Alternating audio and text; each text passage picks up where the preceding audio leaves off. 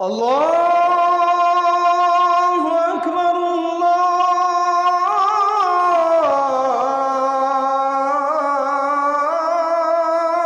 আকবার। নবী করিম সাল্লাল্লাহু আলাইহি ওয়াসাল্লাম তিনি আমাদের সমস্যার গোড়ায় হাত দিয়েছিলেন। আজ রাজনৈতিক ক্ষমতার যে অপব্যবহার গোটা বিশ্বব্যাপী চলছে, এটির গোড়ায় হাত দিয়ে তিনি সমাধান করবার চেষ্টা করেছেন। তিনি মানুষকে সে দর্শনের দীক্ষা দিয়েছেন, শিক্ষা দিয়েছেন, যেই দর্শনে বিশ্বাসী মানুষ কখনো তার রাজনৈতিক ক্ষমতার অপব্যবহার করতে পারে না। নবী করিম সাল্লাল্লাহু আলাইহি সাল্লাম আমাদেরকে শিক্ষা দিয়েছেন যে ইন্নাল্লাহ হুয়াল কাদির, আল্লাহ রাব্বুল আলামিন শুধুমাত্র কাদির, তিনি শুধুমাত্র সবকিছু করতে পারেন, সবকিছুর ক্ষমতা শুধুমাত্র তার নিয়ন্ত্রণে, আমরা তার দাস মাত্র, যেই হই না কেন। রাজনৈতিক ক্ষমতা এবং অন্য সকল ক্ষমতার উৎস যখন আল্লাহকে মানুষ স্বীকার করবে, তখন তার কাছে রাজনৈতিক দায়িত্ব এটা আমানত মনে হবে। তার কাছে আল্লাহর কাছে জবাবদিহিতার বোধ জাগ্রত হবে। আর আল্লাহর কাছে জবাবদিহিতার বোধ যদি জাগ্রত হয়, তাকে মনিটর করবার জন্য কোনো কিছুর প্রয়োজন হবে না। সেলফ মনিটরিং সিস্টেম দ্বারা সে নিজেকে সঠিক পথে ধরে রাখবে। আজকের পৃথিবী আজও যদি মুহাম্মদ সাল্লাল্লাহু আলাইহি সাল্লামের সেই জীবন দর্শনকে ধারণ করে, আজ যে সমস্যাগুলো আমরা দেখছি, এগুলোর সমাধানের পথ অনেক সহজেই তারা খুঁজে পাবে। সময়ত উপস্থিতি, নবী করিম সাল্লাল্লাহু আলাইহি ওয়াসাল্লাম শোষণমুক্ত সমাজ করবার জন্য, গঠন করবার জন্য কি না করেছেন, আমি প্রায় বলার চেষ্টা করি। অনেক নীতি কথা আজকের সমাজে আমরা শুনতে পাই, অনেক সুশীল মানুষ আমরা দেখতে পাই।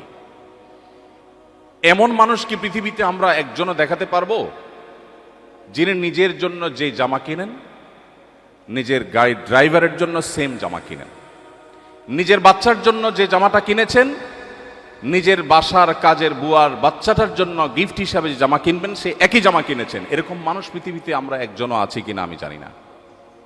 কিন্তু মুহাম্মদ সাল্লাল্লাহু আলাইহি সাল্লাম সেই মানুষ যিনি বলেছেন, ইখওয়ানুকুম খাওয়ালুকুম, তোমাদের অধীনস্থ মানুষেরা তোমাদেরই ভাই, তাদেরকে তোমাদের সাথে বসে খাওয়াও, তোমরা যা খাও তাদেরকে তাই খাওয়াও, তোমরা যা পরো তাদেরকে তাই পরিধান করাও।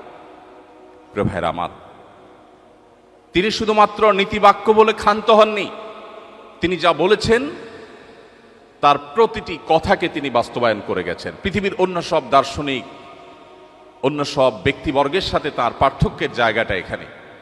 তিনি শুধুমাত্র নীতিবাক্য দিয়ে যাননি, প্রতিটি বিষয়কে তিনি নিজে করে দেখিয়েছেন, তার প্রমাণ তিনি তার সমাজে প্রতিষ্ঠিত করেছেন এবং বিশ্ববাসীর কাছে তিনি উদাহরণ হয়েছেন। এই জন্য আল্লাহ বলেছেন, লাকাদ কানা লাকুম ফি রাসূলিল্লাহি উসওয়াতুন হাসানা, আল্লাহর রাসূলের মধ্যে রয়েছে তোমাদের জন্য এমন আদর্শ, যে আদর্শ তোমরা আর কোথাও খুঁজে পাবে না।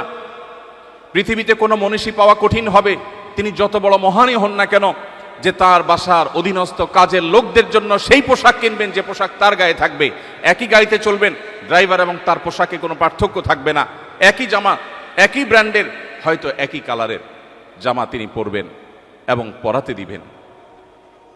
এত মহান মানুষ পৃথিবীতে মুহাম্মদ সাল্লাল্লাহু আলাইহি সাল্লাম ছাড়া আর কাউকে পাওয়া সম্ভব নয়। সময়ত উপস্থিতি, শোষণমুক্ত সমাজ গড়ে তোলার জন্য শ্রমিকের অধিকার নিয়ে কি না করেছেন তিনি। পৃথিবী বলছে শ্রমিকের অধিকার দাও, নবীজি বলছেন না, হয়নি। শ্রমিকের অধিকার দেওয়া নয়, ঘাম শুকাবার আগে দিতে হবে। পৃথিবী বলে শ্রম দিয়েছে তারপর পারিশ্রমিক দাও, নবীজি বলেছেন না, শ্রম দিয়ে শেষ করার আগে আগে পারিশ্রমিক দাও। সৌদি আরবের সরকারিভাবে এবং বেসরকারিভাবেও, আমি 10 বছর সৌদি আরবে ছিলাম, সে সুবাদে আমি জানি, সেখানে স্যালারি ইস্যু হতো। এখন কি চলছে বা কি আছে আমি জানি না, বাকি আমি 2009 থেকে 18 এই সময়ের কথা বলছি। 10 বছর আমি নিজে এর উপকারভোগী এবং আমি দেখেছি যে সেখানে হিজরি সন অনুপাতে স্যালারি ইস্যু হয়ে থাকে। সরকারি বেসরকারি সমস্ত প্রতিষ্ঠানগুলোতেই, প্রায় বেশিরভাগ প্রতিষ্ঠানগুলোতেই আমি দেখেছি যে মাসের 25, 26, 27 তারিখের মধ্যে স্যালারি ইস্যু হয়। ওই যে নবীজি বলেছেন ঘাম শুকাবার আগে, এজন্য মাস শেষ হওয়ার আগে তারা স্যালারি ইস্যু করে।